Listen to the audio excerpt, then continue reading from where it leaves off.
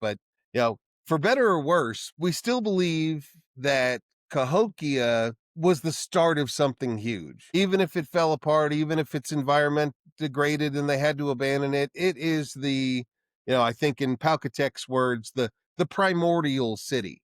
Whatever they did there stuck for the next centuries. Mississippian way of life takes over. And a lot of the traits that we see from Cahokia are absolutely pasted one to one to these new cities that'll develop all the way through. 100%. And Chunky, the first evidence Chunky's for a it. huge one. Actually, that's my next YouTube video. I've got a chunky video coming out that I'm talking about Cahokia starting that as well. Hmm.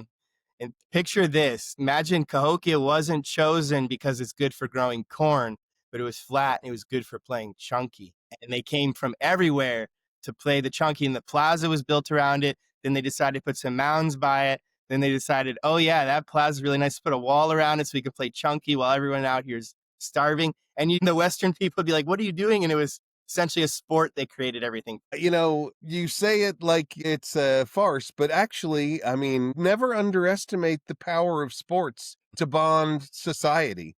I Hmm. think Cahokia knew that. I think that was a program to get people excited to participate in this new civilization revolution. Chunky played a huge role. Tim Pocketat's book enlightened me on that.